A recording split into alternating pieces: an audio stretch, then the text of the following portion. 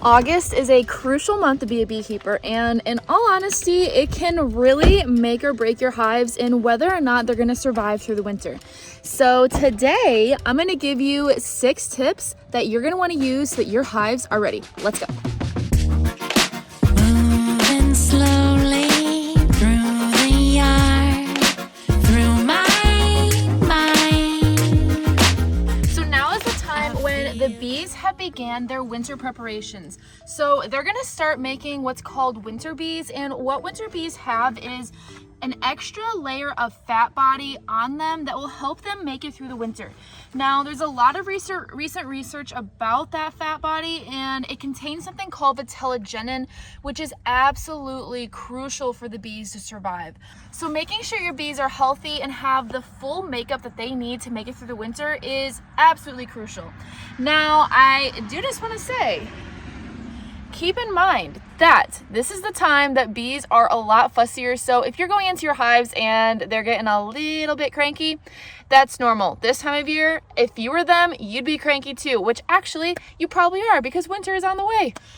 Ugh, don't say that ugly word.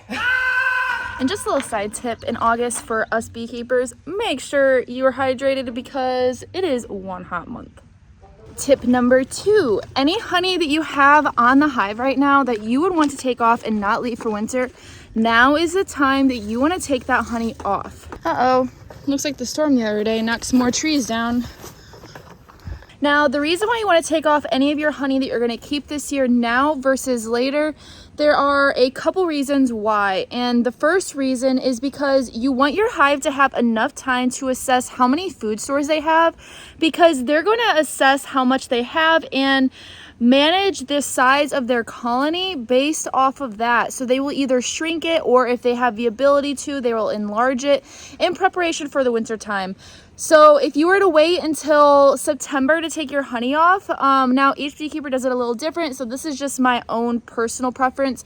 But if you were to wait until September to take it off, and say you have a huge, booming, bustling colony, and you take off a lot of their honey stores and make them have to build up their own, they may not be able to maintain and feed all those bees. So they're gonna have to shrink way back, and that's gonna cause a huge stress response. And on top of that, any of the bees that are being made probably aren't gonna have enough food. So in all honesty, it just is not a really good situation for them. And the other reason for why you want to take your honey off now versus later is if you are wanting to feed, you're going to want to have time to be able to really ramp them up and get them heavy in preparation for winter time.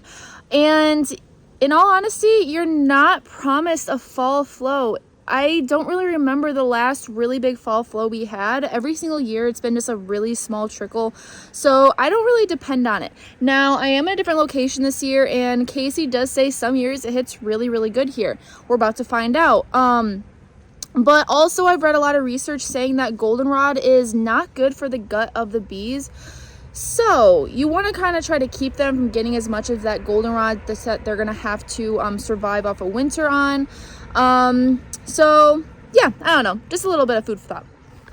And tip number 3, this is now small hive beetle and wax moth season. So keeping that in mind, if you have any weaker colonies, now is the time that you're going to want to combine those so that they are stronger and have more of a workforce to be able to manage that. You don't really have to worry about small hive beetle or wax moth if you have a strong colony. It's those weaker colonies that you really need to look after and care for in terms of that, because they're not going to have the workforce they need to be able to manage and fight them off like a bigger colony would. So combined hives, you can also condense them down into a smaller cavity so they have less space they have to manage. We have these nukes here that you see. We're going to be overwintering. Every single one of these on this pallet is going to have a double stack to overwinter on. But if your hive cannot manage that full 10 frame, maybe consider moving them into a 5 frame, 5/5. Because sometimes having the space to go up more than going over will end up working out a lot better for you in the winter time, because it's easier for bees to go up than it is for them to go over. But back on wax moth and small hive beetle. Now, I did hear from Ron and Caleb, they use something that is called polyester, like a little polyester cloth. They put it in their hive and the small hive beetle will get trapped in it. There are a lot of other ways to fight off small hive beetle and wax moth, but in all honesty, the really main way that I've learned is just having really strong hives. So combining those hives now will help set them up for that. If you have some weaker hives that you don't feel they're going to be strong enough to make it through the winter time, now's the time you want to combine them also, because then they're going to be able to work together, all get on the same plan, and really start to arrange their hive how they're going to need it for winter time. You want to give them enough time to prepare. If you're doing things last minute in September and October, your hives may not do that well because they don't have enough time to plan and get resources. Because if the hive was originally planning to be overwintering with a smaller cluster and all of a sudden you throw in a ton of bees with them, they now don't have enough food. So they're going to have to arrange things accordingly. Alrighty, tip number 4, which I know every single one of you watching is probably waiting to hear because it's the most common, and that is that knowing your mite counts right now are absolutely crucial. You want your mite numbers to be low because right now your bees are making winter bees. And remember that vitellogenin I was talking about earlier in the video? Mites feed off of the vitellogenin in the fat body of a bee. So if your bees now don't have the nutrients they need, they don't have that fat body, they don't have enough vitellogenin, they're not going to have enough food reserves stored inside them to make it through the winter because that is their energy reserves. And 2, vitellogenin helps them make protein and brood food to feed to the brood in the springtime. And if they have lower levels, they're not going to have that. They're not going to be able to survive long enough, and they're not going to have that extra protein, that the resources that they need to make brood food for the newbies in the spring to build up with. So if you've never done a mite check, I definitely suggest doing it. My favorite way, and that I always tell everybody to do, is do it the good old like alcohol wash, or I like to use Dawn dish soap. I got this from Bruce Bees. I'll link the video down below, but he did a video about this a year ago and I've been using it ever since and I absolutely love it. But I know there's a lot of people probably watching this video that are like, but I don't want to kill any bees. But to kill a half a cup of bees to save an entire hive of bees that has like 1 million bees inside of it, I think it's worth it to sacrifice that small amount of bees. So get yourself a little mite checker, some water, some Dawn dish soap. All I do is just water, put a couple drops of Dawn dish soap in there, shake it up really good, and it works out perfectly. Get yourself a little half cup and do yourself a little mite wash so that you can see if your mite levels are below that 3%. Now, I used to always treat for mites. Casey and I no longer treat. I am going to be monitoring our mite levels today. I'm going to be doing a check. I'll have a different video about that coming up soon. But I have used mite treatments in the past, and what I always saw is that if I was to go in right now in August and I saw those numbers anywhere above a 2% mite load, I am going to treat.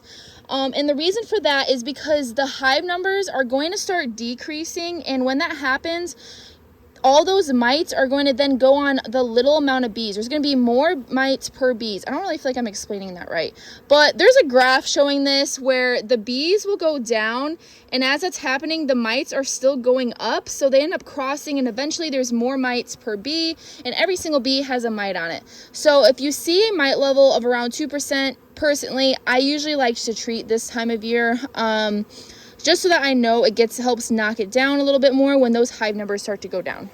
And if you don't really know what do you want to use to treat, how you're going to manage them, I have a couple of videos talking about this, so I will link them up above and down below in the description. I have a video about being treatment free, what you should do with that. I also have a video about using formic acid, and I have a couple other videos about like oxalic acid, Apagard, and Apavar. So feel free to check those out if you're still not sure how you want to go about it.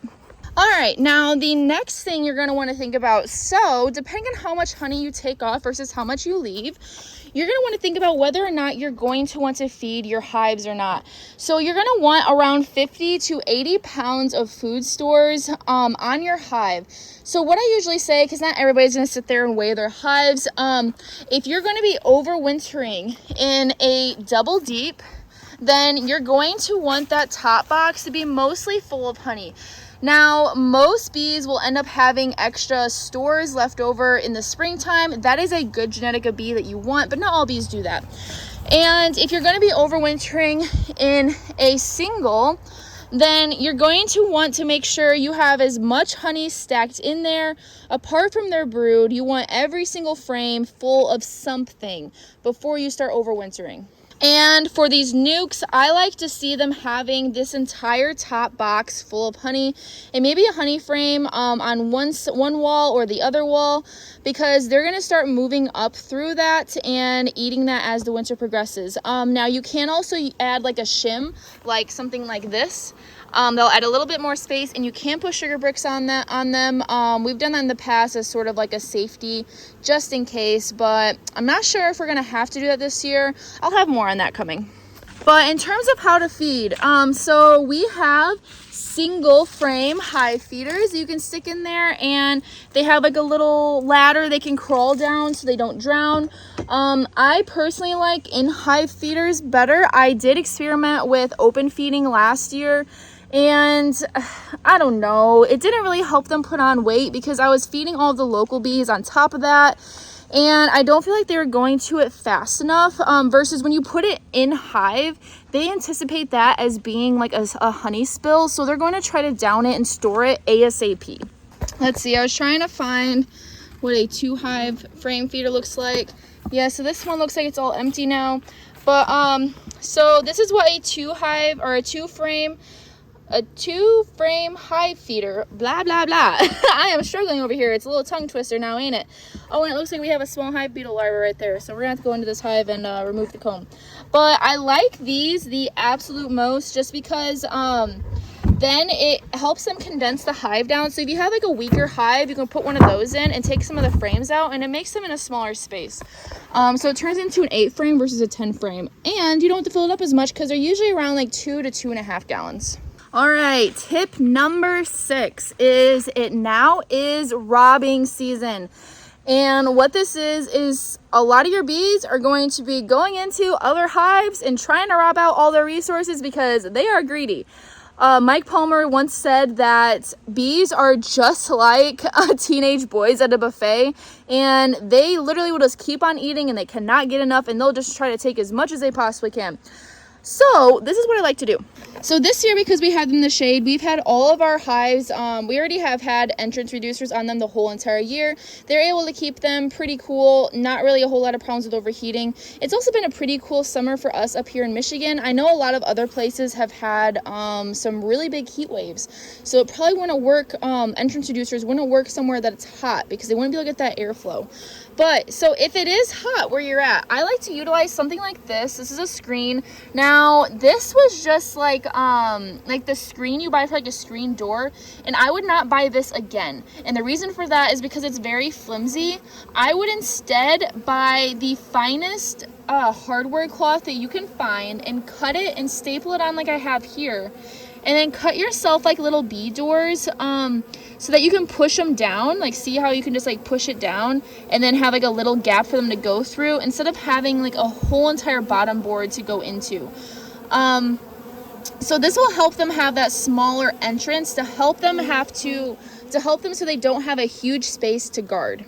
Now, other than that, there's not a whole lot else you can do to help prevent robbing. I mean, except for like the obvious, try to not have a lot of entrances facing each other, because then it's gonna be easier for them to just go right across and keep going back and forth. Or also, so some beekeepers like to use apple cider vinegar in their in-hive feeding because it helps lower the pH, and it helps keep the sugar water good for longer so it doesn't start to mold or go bad or ferment. Now, my only thing with this is it has a very strong smell, and I feel like it may attract other hives a lot faster. Now, I don't know. They probably can already tell that the hive is there, so it might not make that big of a difference. But I usually just try to keep this in mind when I'm using in-hive feeding. I try to make it so that I just don't want other bees and other local things to be finding them because they smell that and going to it. And I guess the only other thing, which I've already said twice now, that can really help with robbing is to have a strong hive. When you have a strong hive, they can take after themselves, and they don't fall susceptible to a lot of the things that weaker hives do. Okay, my last and final tip. Keep watch for swarming. Yes, the bees still swarm in August, and it can be so frustrating because sometimes you're like, were they even thinking before they decided to do that? Because one, they're not going to be able to build up, and two, like, winter's coming. They're now weakened, and just why? But sometimes it happens, so really try to keep a watch for that. Try to prevent them from swarming, because that could set your hive back pretty bad for winter time. Now you can come back from it. It is possible. I've seen it before. But it's definitely not ideal. That is for sure. So make sure you're still doing your checks. Make sure you're still checking to see if they need more room and whatnot. Because if you are hitting a fall flow, then they're gonna fill it up really fast. But all right, that is it from me today. I'm not gonna do a question at the end of this video because I'm gonna have a video coming up very soon that I'm gonna be answering all of your questions you've been asking in the comments. So if you have a question, make sure you leave them in the comments and I will answer it directly. Until then, I will see you soon. And don't quit and be fit. Oh, look at the little mushroom. Oh, I got squished. Or it's popping up right now.